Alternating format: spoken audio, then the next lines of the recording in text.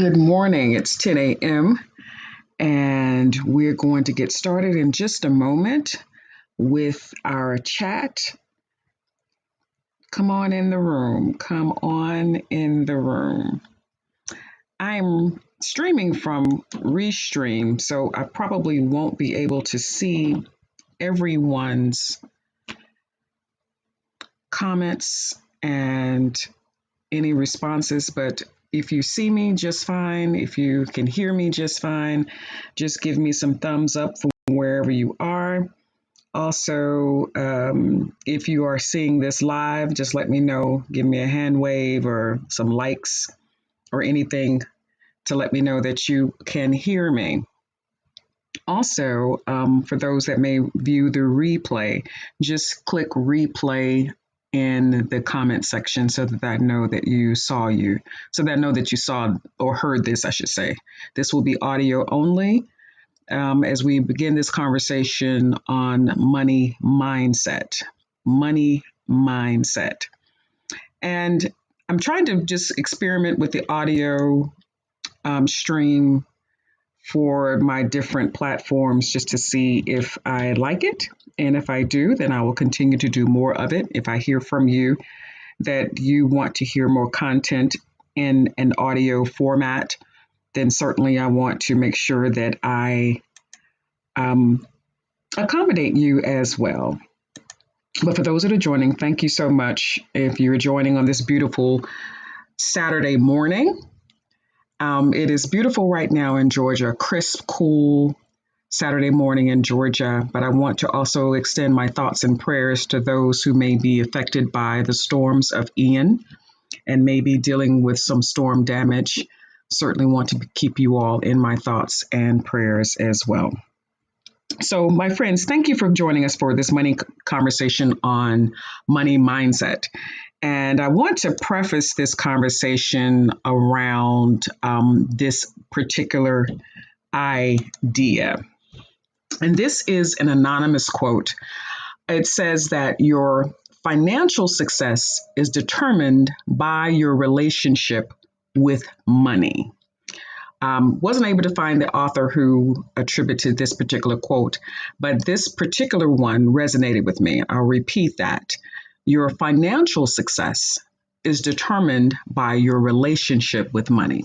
So what is your relationship money? How do you deal with money situations? I mean, we're in the midst of what I still say that we're in a global pandemic, despite what political leaders may say. We're still in a global pandemic. People are still being affected by this particular disease as well as other diseases.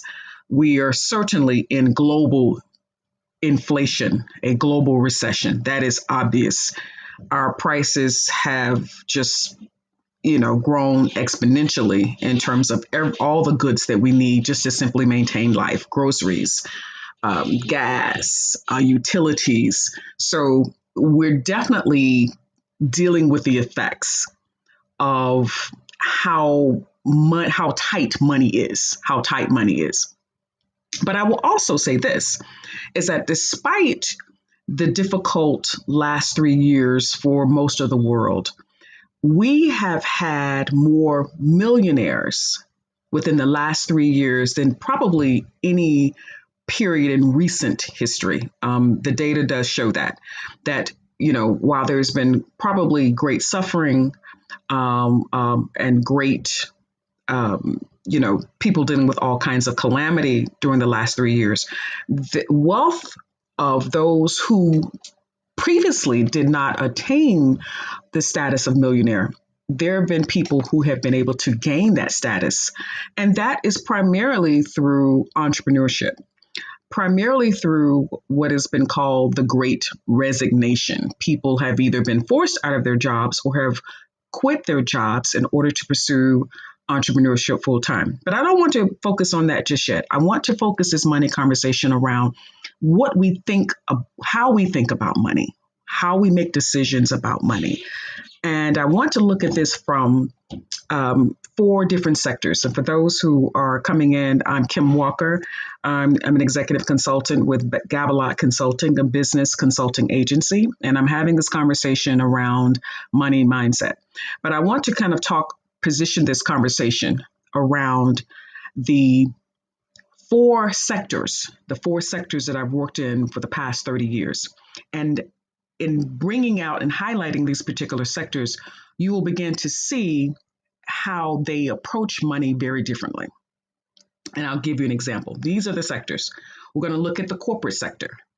We're going to look at the corporate mindset. We're going to talk about the nonprofit sector, which has been the bulk of my recent experience. And we're going to talk about the church. Yes, I want to deal with the church because church folks, there's some things y'all need to know about money, okay? And then I'm going to kind of tailor or point the conversation towards entrepreneurship. So let's talk about the corporate structure.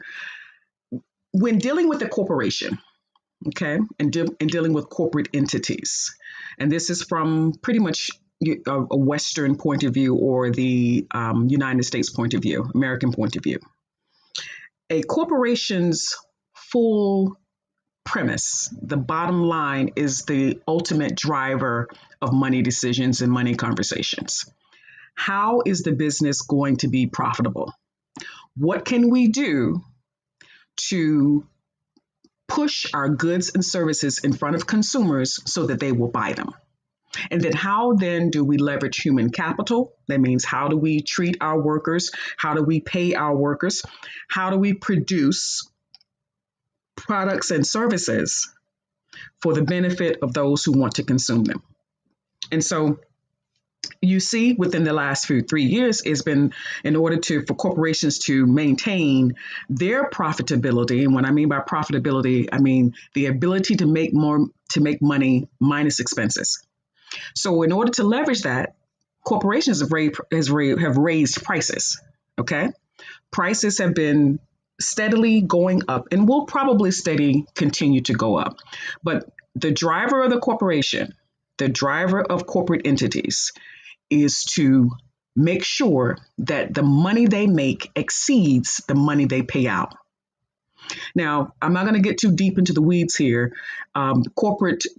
The U.S. economy is built to give corporate entities tax breaks and incentives to make sure that they are profitable, because our much of our economy is upheld by corporate structures. So that's why when we have these bailouts and the company is getting ready to tank, the first entity they take care of, the first street, they don't take care of Main Street first. The first street is Wall Street. The first street is Wall Street. Understand that. Those of you who are anti-capitalists, we can get into the philosophical, conundrums or differences about what capitalism is and what capitalism isn't. That's not my conversation for today. What my conversation for today is how these different entities approach the money conversation, and hopefully you as an individual, how you can manage or navigate the world in which we live right now. All right, so that's a corporation. Corporations, the driver is the bottom line. Profit, profit, profit, profit, profit. Okay, got me? All right. Now, the next entity is the nonprofit organization. All right.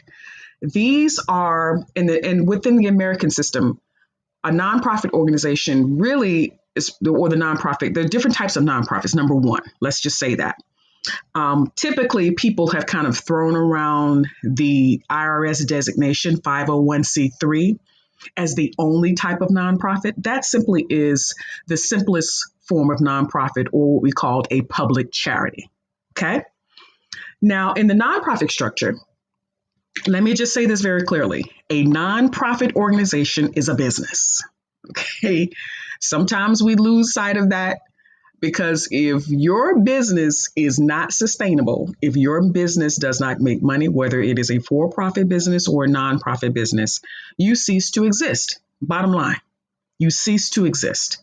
So we're going to define business here as any entity in which money exchanges transactionally. There is a money exchange. There is an exchange for a business, a good, a service, that is what we're going to call a business. Now, in the nonprofit structure, the money exchange is for the pursuit of a particular mission. It is to fulfill something good in the world. You want to feed people. You want to take care of the environment. You want to educate people. You want to do something in terms of social justice or social concern.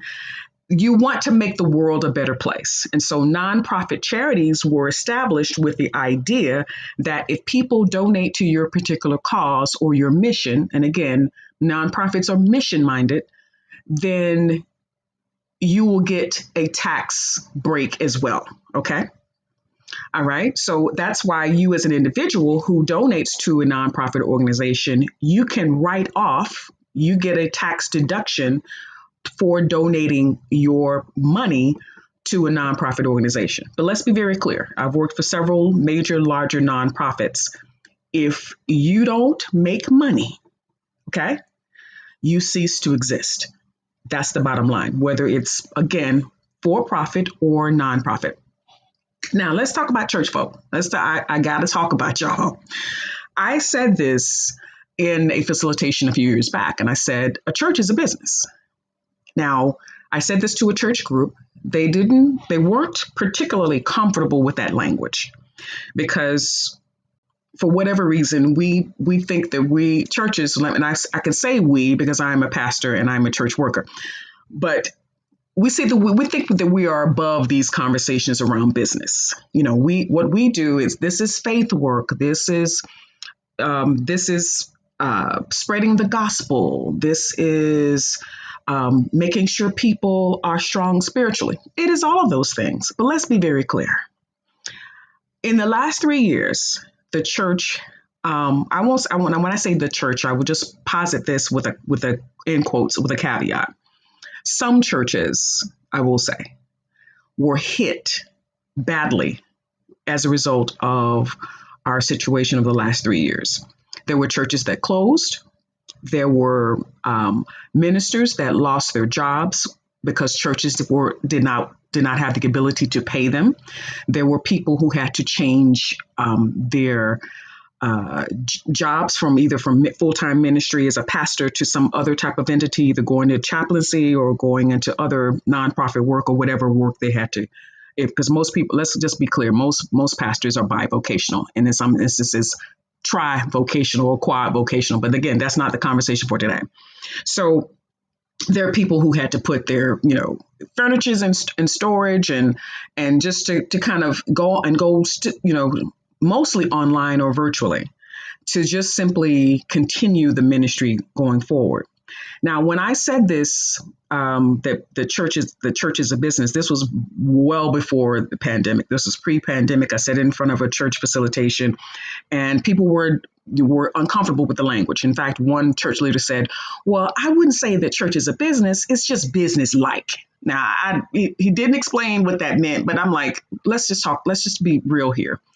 When we ask people for tithes and offerings or to be partners in support of our ministry, we're asking for people's hard-earned money. We're asking for people to support it. Now, the cause may be great. The cause may be good. The buy-in may be an altruistic idea or endeavor. But the truth of the matter is, again, what did I say a business was? A business is an exchange of money for a product or a service.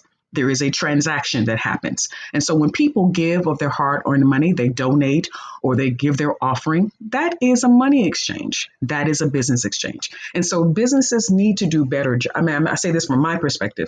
Churches need to do a better job of being more business-minded and incorporating good practices to make them sustainable.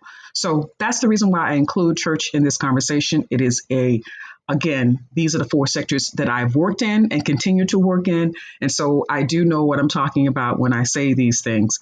But my whole point of this conversation in getting our mindset around money, I want people to understand how we can navigate the perilous waters that we may be in right now. And then there's the fourth sector, which I'm also work in as a business consultant and as entrepreneurship. And when I began this conversation around who has done the best in the last 3 years, it has been new entrepreneurs. It has been those who have been able to leverage technology to reach out to audiences that normally they would not be able to reach out to, and to build their businesses also on either their expertise, or they've been able to build businesses on selling products and services through an online space. And that has just ballooned since I joined this business about 5 years ago. So let's just talk about money for a moment. Money, and this is a quote from Ayn Rand. And those of you who may be familiar with Ayn Rand, I don't want to get into the political how her ideas and her philosophies have been co-opted for a certain group. We can talk about that another time. I'm very interested to hear if Ayn Rand rings any bells with people. But this is me as a prospect researcher, I always research people whose words and verbiage I use. That's something that I do naturally as a prospect researcher, because prospect research and working in the nonprofit space as a prospect researcher, as a director of prospect research, and as a person who's trained people in prospect research, I always look up people. I always like to know their background, where they stand, just in case they do anything or say anything that is antithetical to who I am as a person. But Ayn Rand, I know that she's somewhat controversial, but this is what I agree with. Ayn Rand said this. She said, money is a tool. It will take whatever you wish, but it will not replace you as the driver. I'll repeat that. Money is a tool.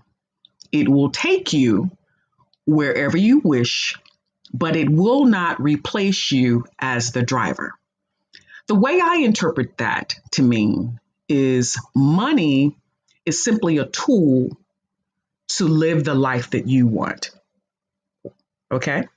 And I'm going to talk about levels in just a moment, levels of need. Money is simply a tool for that.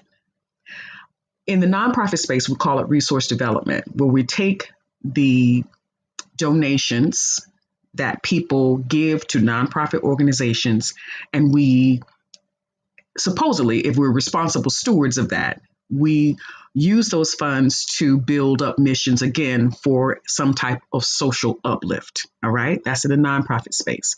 But money is a tool for all of us. We use it, again, what I've said before, we use it to buy things. We use it to maintain a certain lifestyle, a certain level of living. We use money as a tool. And if we begin to think of money more so as a tool and not so much as, trying to lord yourself over people, or, flexing for the gram, or, making sure that that people know that I'm balling and shot calling. If we can get away from that type of mindset and more as money is a tool. Now, how you'd use it, that's on you. If you want to be at the beach, drinking your next cocktail, cool, great for you. I'm happy. If you want to travel the world, cool, great for you. If you want to continue working in a career that fulfills you, great. That's awesome. Because I'm not one of those persons who's going to say, hey, you need to quit your job and go start a business. No, that's not what I'm saying. What I am saying, though, however, because you have to be able to leverage multiple sources of income, because putting your eggs in one basket is going to be devastating for you. Look at what happened. Either you're going to have to learn how to invest the money, you're going to have to pick up a side hustle, you're going to have to learn how to have more than one source of income. Look at the last 3 years. People who had only one job and the job says, I don't need you anymore. We don't need your services. And then they didn't have any savings. They were left in a bind. Okay. So what I'm saying, use money as a tool. But here's the thing, based on the quote from Ayn Rand, it won't replace you. You are the driver. Money is not going to drive itself. You drive the money. And so you have to decide, are you going to be a person who makes good decisions with money? Or are you going to be a person who spends up the money? Or are you going to save? You're going to invest? What are you going to do? And so I want to put that choice in your head. All right. Now, I want to pick up another quote. And this is from still my forever president, President Barack Obama. Money is not the only answer, but it makes a difference. Money is not the only answer, but it makes a difference. I have personally witnessed young people, particularly, I would say there's a group that, not people of all ages, but particularly there's a group under 40. Maybe they're millennials. I'm not keeping up with I know that I'm Gen X. I'm not keeping up with all these different categories anymore. But even persons who are Gen Ys and younger, they have, they're learning, they are tapping into something that is not like our forebears, okay? Because those who are coming out of the Depression era, let's go further back, the boomers. There was the promise that the company sort of, I mean, the country sort of made. Okay, coming out of the Depression era, coming out of World War II, what you do is you either go get a job or you go get your education. You work in that job for 30, 40 years. We give you a pension. You work towards Social Security. The money is set aside towards Social Security. And then when you retire, we'll give you a nice retirement party or a watch. And then you can live off your pension for the rest of your life and be taken care of. That's the old model. That's the model that was somewhat promised. Okay. That if you work, we'll take care of you in your old age. Now, what happened to that? Social Security got tapped. People weren't able to draw enough, and some people had to work longer, or their quality of life, either medically, if they became sick, those savings were eaten up, and Social Security wasn't able to fully take care of it. Even the accompanying Medicare is not fully able to take care of their medical expenses. And so those who saved and invested, they're okay. Those who didn't save and invest, they're in a little bit of a bind or don't have support either via family or friends or so forth. All right. Then we have coming, I think, and I'm going to skip over some things, but I'm just looking at Depression era. You come to now, what these young people are learning is that I don't necessarily need an education. No, don't get me wrong now. Education is important. But look at what has just happened within the last 24 hours. We've had so many people go to school using student loans because that was probably the only means for them to go to school and get an education.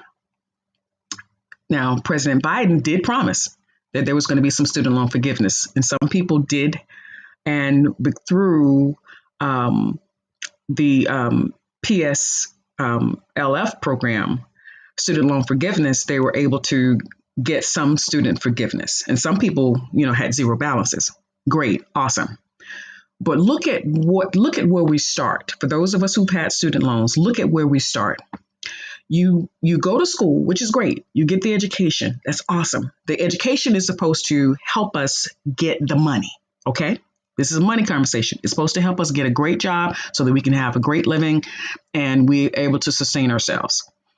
Usually there are so many of us, and I say us because I'm in this quandary as well, graduate with so much student loan debt that within 6 months, you're expected to begin paying on that debt.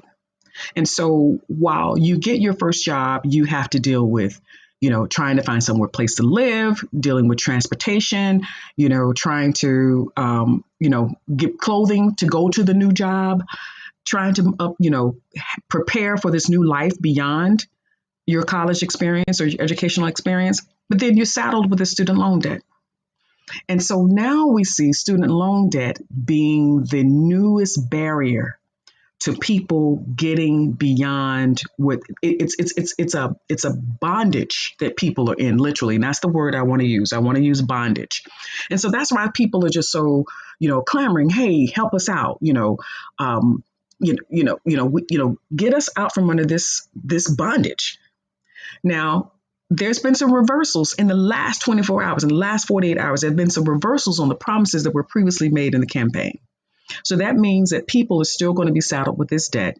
And the way the public loan service forgiveness program works is that you pay into, if you're, there are different kinds, but one of the main ones is that you either offer your service, offer your first job into a nonprofit space or into a underserved community. Like, for example, for teachers, you may be teaching in an urban area, or you may teach in a native population, or, if you're med school, doctors, you do healthcare in a rural setting, or again, underserved populations.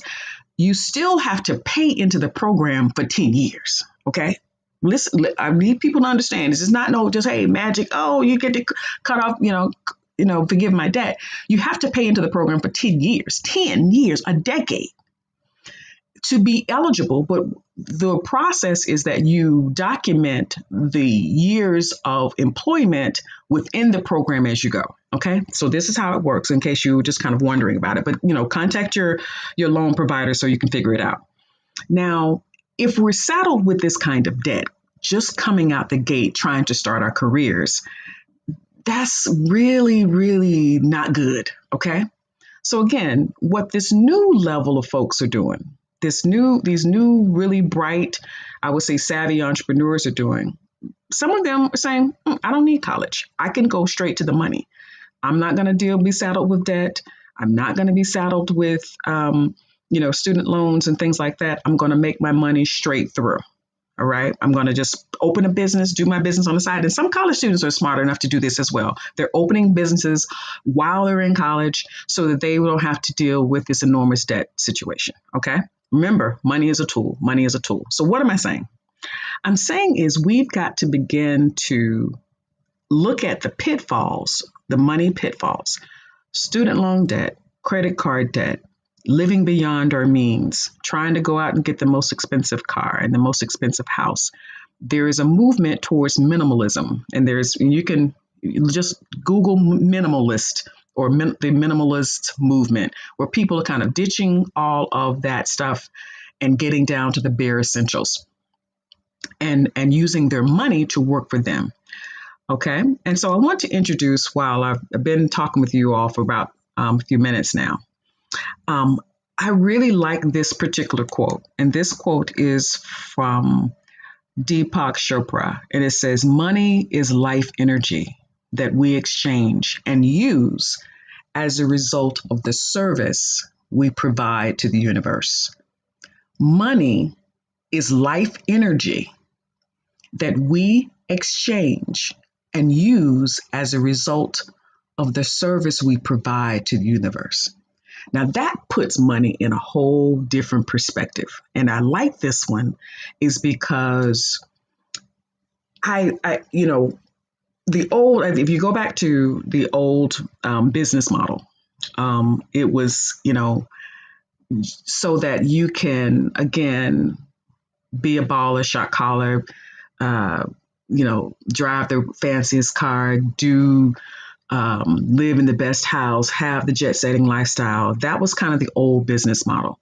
But now if we begin to, at least this is what I'm pushing, and this is what I'm also seeing in this space, is this whole notion of social entrepreneurship, that you can be philanthropic, you can give your money to causes that uplift and do social good. You can also serve. You can help others and help your families and help yourself. You can serve, and you can give of your best self to the universe in service.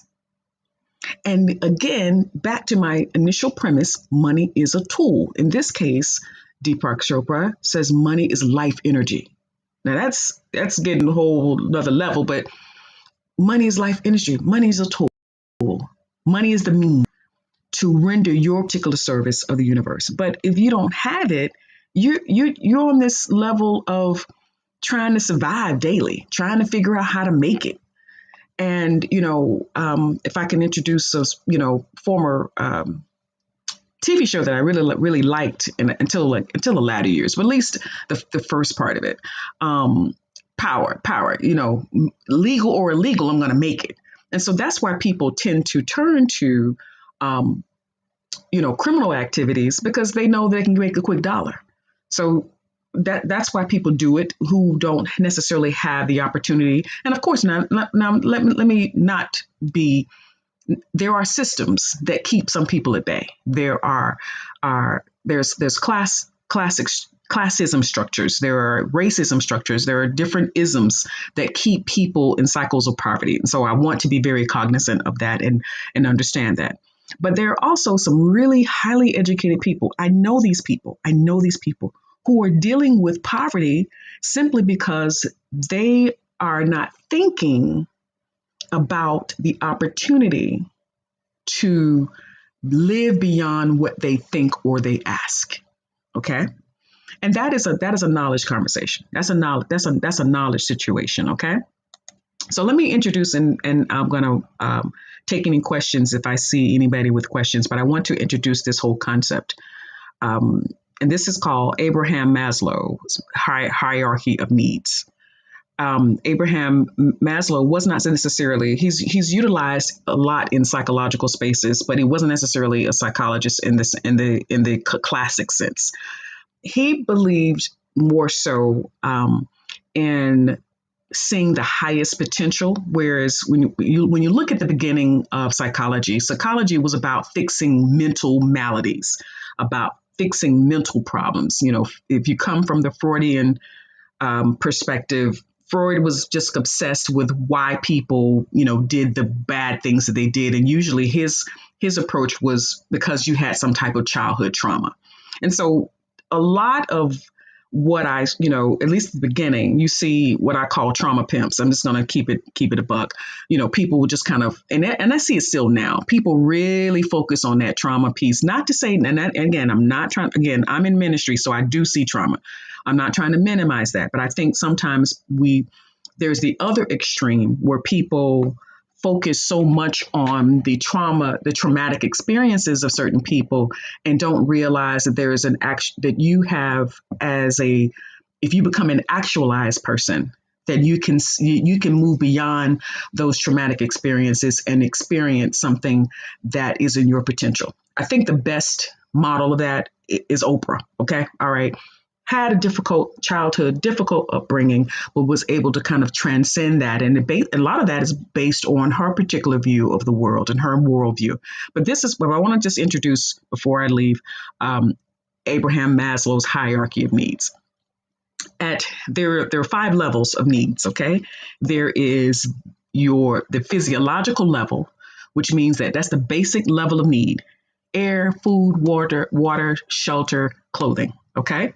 That's your basic level of need. And so money takes care of you. Hopefully you have money enough to take care of your basic level of needs. If you don't have that money to take care of your basic level of needs, that means that there's a poverty situation going on. All right.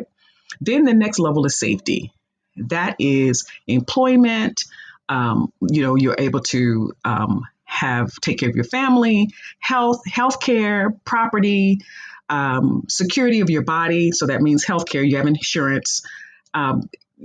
Morality, that means you can go to a faith center of your choice or not have a faith center of your choice. So that is the second level, safety. So there's the notion of being safe. You're able to be safe in the world and being able to buy those things or purchase those things that make you safe. Okay. Then there's the third level, which is called, sometimes called love and belonging, but I'm going to say community and connection. Community and connection. That's the intimate situations that you have with your family, friends, marriage, significant others, your acquaintances, your networks. That's the human connection. So that's the third level of need. Then there's the fourth level of need, and that's the esteem level, the self-respect, your confidence, your achievement, people who will, making sure that you're around people and systems that affirm you, that uplift you. Okay. And then there's this highest level of self. And that's called what Maslow calls self-actualization. It is the highest potential of a person. It encompasses your morality, your creativity, your spontaneity. There is the lack of prejudice, the lack of bias. And then is the acceptance of things that are factual and truthful. And so that is the highest self, okay? Maslow believed that we could ascend to the highest self. Now, where does money fall into this conversation? Well, to get those first two things, the physiological level and the safe level, you have to have money for that. You can't take care of your health properly if you don't have health care and you can't pay the premiums, or you don't have an employer to pay those premiums, okay? You can't have food, water, shelter, clothing. Now, of course, water has been commodified. You have to buy water now. You just don't get it out the tap anymore, or just, get it out of a well. You have to buy it. So remember I prefaced this conversation by money is a tool. Money is a tool. So I've been talking about 35 minutes, and so I'm going to leave you with this, and I'll come back. And if those of you who want to continue to engage in this conversation, I'll come back if you've got some questions about anything that I've said to you today. But it says, this is from Tony Robbins, and I'm not necessarily a Tony Robbins devotee. I mean, I don't, hang on every word that he says, but it's a couple things that he says that I agree with, but I'm not necessarily a follower. But he says, working because you have to, not because, working because you want to, not because you have to, is financial freedom. Working because you want to, not because you have to, is financial freedom. And that comes from Tony Robbins. And so I contend that one of the best ways of financial freedom is entrepreneurship. And so therefore, I have devoted the last few years of my life teaching others how to find financial freedom through entrepreneurship, utilizing the resources they already have, not trying to make it difficult for people to understand. Because some people have businesses and they have made 2 cents in their businesses, and they've been in the business for 15 years and they haven't made any money. So my business is really about trying to show you how to use the resources you have. Again, resource development, taking the resources you have and being able to build a business that is profitable. What did I tell you profit was? Making sure that you make more money than you spend out. And I will leave you with this, again, reminder of this quote, that money is only a tool. It will take you wherever you wish, but it would not place you as the driver. So if you're interested in working with me, this is the first talk that I've done on money mindset for a while. And but if you're interested in learning more around this, I have a new program that launches on October 3rd in helping business owners get ready for the holidays. Q4 is a make or break quarter for business owners. If you are interested in working with me, we start October 3rd, Monday, with our coaching program. Either reply, if you're listening to me or listening to this stream, wherever you're listening to it, reply to me with the subject matter Black Friday, because the program is called Black Friday in the Black. You'll see it on my social media. I'll be advertising it for the next few weeks. And also, too, if you join my email list, then you will also get some information about it. But here is my contact if you want to engage with me further. My email address is info@gabalot, GABALOT.net. Again, that's gabalot.net. That is also my website. You can go to my website and look at some of the products and services, but I really want to make sure that people focus on my Black Friday in the Black program, which is not even on my website, and because it's by invitation only. I want to make sure that you get in on that program as soon as possible. Well, anyway, thank you for this money mindset conversation. I just simply wanted to introduce some terms, some ways of thinking about money. I'm definitely going to follow up on these ideas. And if you're interested in engaging with me further, again, go to my website. You can also contact me through my social media. I do business through the DMs. I don't do foolishness, but if you want to just engage with me through the DMs, send me a message on any of my platforms. I am on YouTube, I'm on Pinterest, I'm on I hang out on Instagram and Facebook. And again, if you're interested in business mentoring and business support services, I hope that you will consider Gabalot Consulting for business mentorship and support. So thanks for listening today to this conversation on the money mindset. And I hope to see you all again. Take care. God bless. Goodbye.